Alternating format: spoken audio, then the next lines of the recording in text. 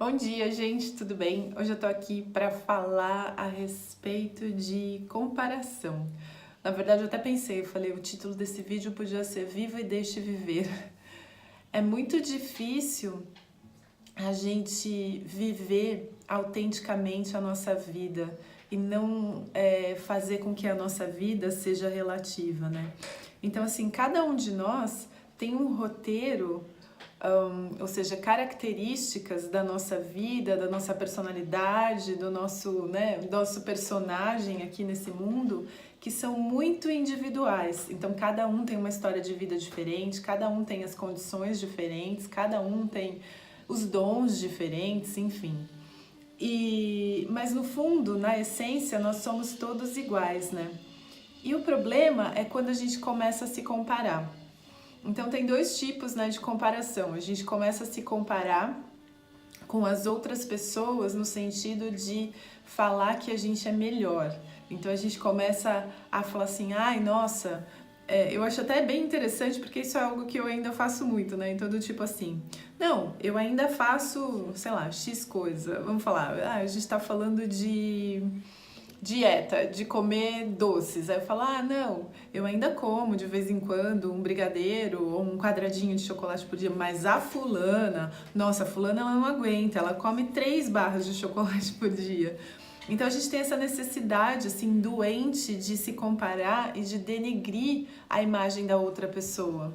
A gente tem essa necessidade de falar que a outra pessoa é pior do que a gente é melhor do que a outra pessoa, né?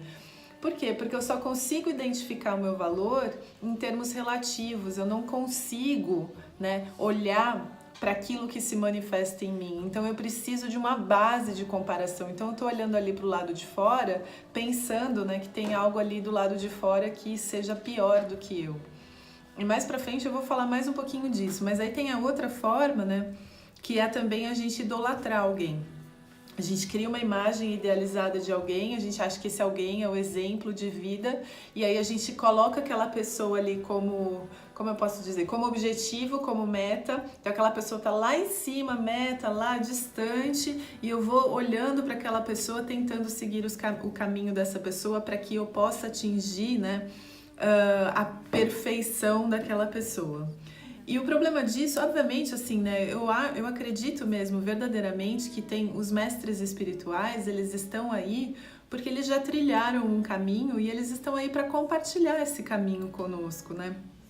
Então, alguém que já atingiu a iluminação, que já chegou lá, vamos dizer, do outro lado, ele pode indicar, assim, o caminho das pedras, mas, no entanto, é só uma indicação, porque quem tem que trilhar o caminho somos nós, né?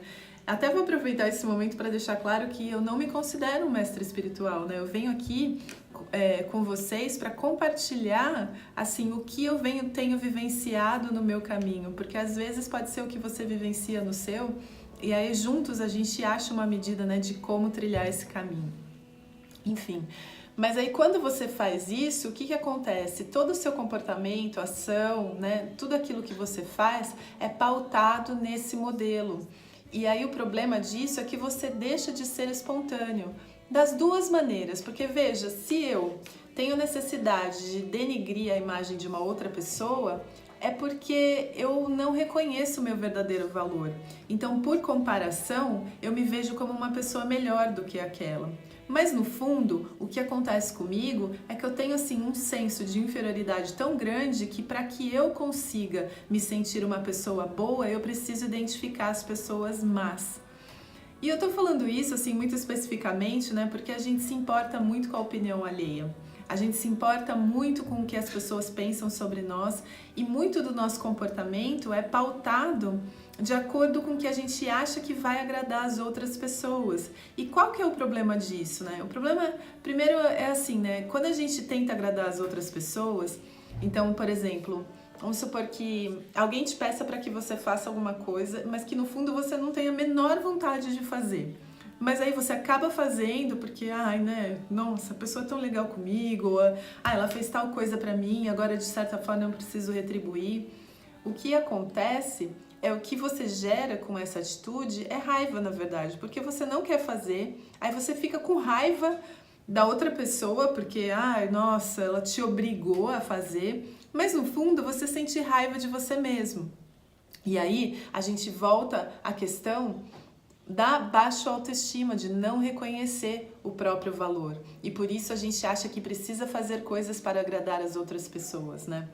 E aí também nesse sentido, quando a gente faz as coisas para agradar as outras pessoas, a gente perde a nossa espontaneidade. E aí o nosso dom, que é natural, não flui através das nossas ações, porque tudo que a gente faz passa pelo crivo da racionalidade e de tudo aquilo que eu acho que eu deveria fazer, e no final das contas tem uma grande confusão entre o que eu gostaria de fazer e o que eu acho que eu deveria fazer. Então, assim, o exercício que eu queria propor é fazer assim esse autoexame duplo, na verdade, né? Se eu tenho falado muito das outras pessoas, se eu tenho denegrido a imagem das outras pessoas, então muito provavelmente quando alguém faz isso comigo, eu vou dar uma super importância para isso, né?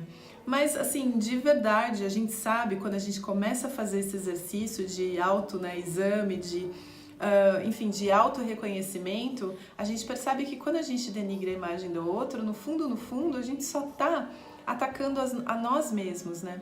E ultimamente isso tem acontecido assim comigo, que uma pessoa assim específica, eu já falei aqui no vídeo anterior, ela tem assim a necessidade e até talvez uma obsessão, né, de atacar, e aí isso está servindo como uma oportunidade para que eu reconheça todas as vezes em que eu fiz isso, em que eu ainda faço isso. E eu vejo assim o quanto isso tira a nossa energia, né, e põe o nosso foco num lugar que por si só assim vai ser frustrante, porque não tem como a gente controlar a outra pessoa, né? E eu falei aqui também desse nosso papel assim de querer ser o juiz do mundo, né, de querer falar o que é certo, o que é errado. Mas, acima de tudo, tira a minha energia de me concentrar naquilo que eu posso realizar, que eu posso fazer, que eu posso mudar, e tira a minha energia da minha espontaneidade, do meu ser. Então, o exercício aqui, eu já falei, né, pra gente ver se a gente dá muita atenção, dá muita importância para aquilo que as pessoas pensam, mas no fundo é um exercício duplo, né? Então, o quanto eu estou vigiando as outras pessoas. Então, por isso, assim, o lema aqui é viva e deixe viver. E viva no sentido pleno, viva sem pensar no que os outros vão pensar, porque isso é uma ideia totalmente deturpada, né? A gente mal consegue entender a própria mente, as próprias vontades, os próprios pensamentos, a gente tem uma grande confusão mental. Então imagina querer entender o que o outro pensa e em cima dessa minha interpretação do que eu acho que é aquilo que o outro pensa, eu pauto a minha ação, a minha atitude, o meu comportamento. Então eu fico presa, ou seja, eu não vivo, né? Eu fico presa sempre nesse parâmetro de comparação, sempre querendo agradar as outras pessoas, e por outro lado também eu não deixo viver, porque eu tento, né, colocar as pessoas numa prisão, e o mais interessante de tudo